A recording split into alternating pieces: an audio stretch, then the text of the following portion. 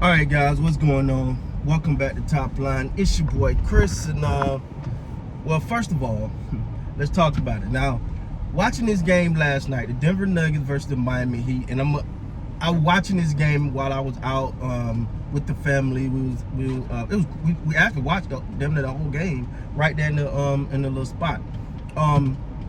And you know, me and a couple people that was there was watching the game.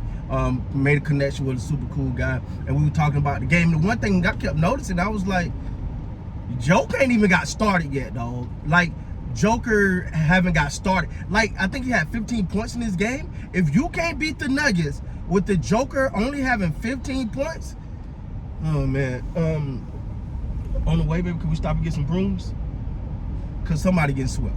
Like, you come on, man. Like, listen, honest, I love the Cinderella story of the Miami Heat, bro, but they gonna have to come harder than that. And listen, it just looked like one team was just better. Like, I'm not taking nothing away from the Miami Heat, but it just looked like the Denver Nuggets were the better team.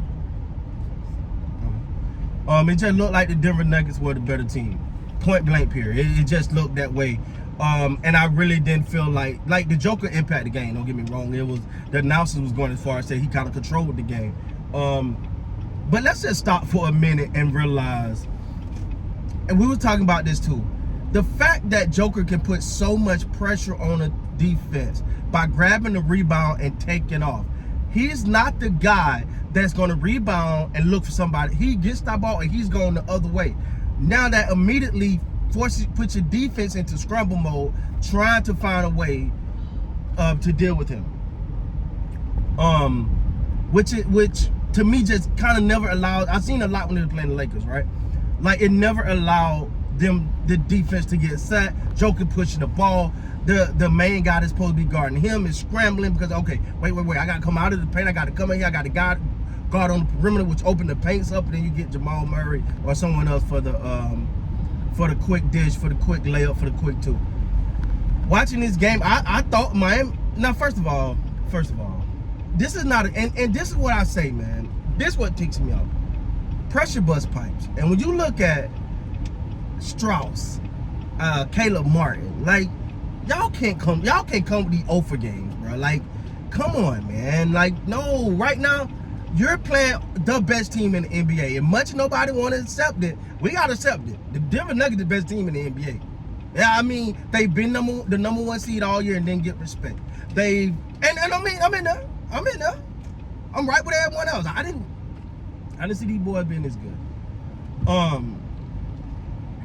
And at the same time, you're playing the best. You got to have your best game. The Heat, including Strauss and Caleb Martin and those guys, y'all got to come out and y'all got to be those dudes, man. Like, that, especially that first half, it was just like, you got it? You want me to do it? All right. Y'all got it, and it's because it's gonna take a phenomenal effort. Like, the Heat gotta have their best. The Heat gotta have their best game. You just get one. You got it? You sure? All right. The Heat gotta have their best games.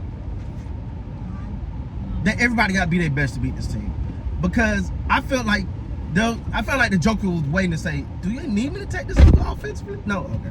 They got it. Okay, no, do they need me to take? No, okay. Like, that's how I felt watching this game, man. Like I said, I was in the spot, so I wasn't dialed in as much. But while we sitting there and we're eating and talking and having fun and watching this game, I'm like. It don't look like it's gonna be a long series. I could be wrong, but it's gonna take Jimmy Butler heroics. It's gonna take Bam heroics. It's gonna take to beat this team. Listen, Eric Gordon was the leading scorer at half. Almost at half, I think. No, he had 14. I think Jamal Murray had 15, something like that. But he was up there, and for a long stretch of that first half, he was your leading scorer. When Eric Gordon is the leading scorer and they're winning, that game is over. I'm sorry. You mean Jamal Murray and Joke ain't even really? Did Joker sweat last night? Like, it didn't look like it. And this to me, I thought was key. I thought this game right here was a Miami must-win, and I'm gonna tell you why.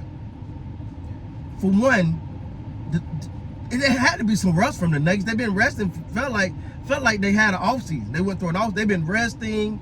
So you kind of want to catch. You think you're catching them a little sleepwalking. They're doing a little, not 100% there. Like they're just going through the mode. You're thinking that's what they're gonna come in with. So if you're the Miami Heat, yeah, you just got out of battle with the Celtics.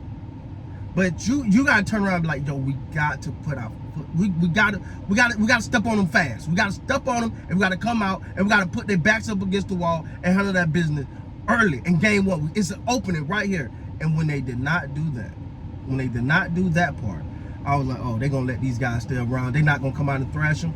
No. Okay. All right.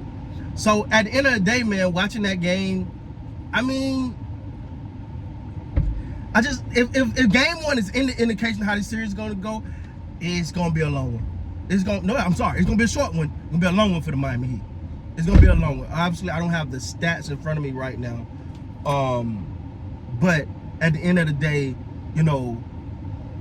I was actually a little shocked that they lost that game with the minimum. Now I'm not saying Joker wasn't effective in this game, but he wasn't offensively he didn't give you 30. He gave you 15. That's probably the lowest scoring total you're going to get from him this game.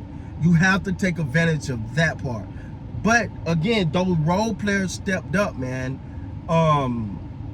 Everybody showed up. Everybody played well. And let me tell you something. Denver, those boys, they got that chip on their shoulder. It means something. I was looking to see if they had the star in their eye. Like that, oh man, we're here. God, I can't believe it was none of that. It was like, oh no, we here. We here. Y'all been disrespecting us all year, and we about to make you eat all those words. Listen, man, and I'm not gonna. I don't want to go too deep on this. Don't take this the wrong way, but that altitude is for real. And you're talking about someone that was stationed in Colorado for 3 years. That altitude is so real that they do not allow you to take a physical fitness test in the military for the first 6 months so you can get acclimated. So it's a real thing. So if people will think, oh man, it ain't that. No, you go there, it's different. So when you get there, and I'm quite sure the Miami Heat probably went a little early, probably went straight there trying to get acclimated. But it's different, man. It is different.